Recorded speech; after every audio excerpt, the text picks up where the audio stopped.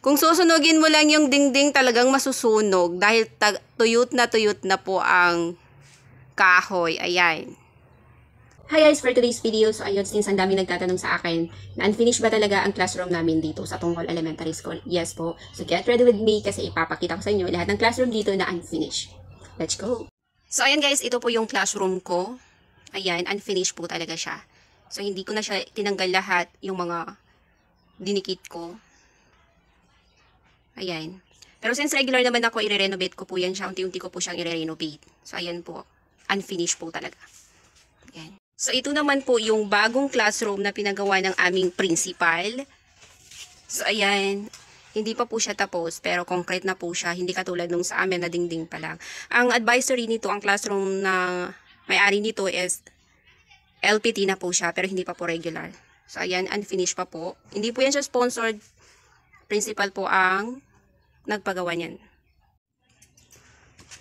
Ito naman guys, ito yung classroom ng grade 5. Since dalawang section po yung grade 5, so ito yung isang section. So, ayan, unfinished din po siya.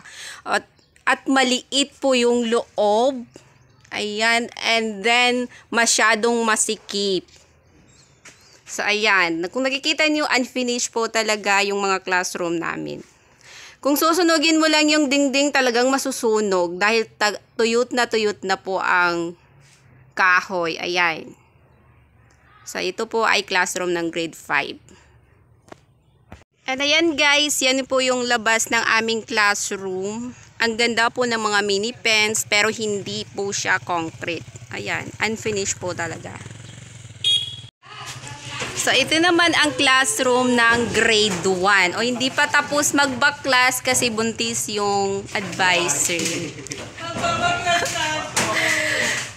And then, ito po yung mga ISL teacher namin na nag-i-install ng kanilang cabinet. My husband. So, ito naman po yung classroom ng grade 5 na isa. So, ayan, kung nakikita nyo po, unfinished po talaga siya.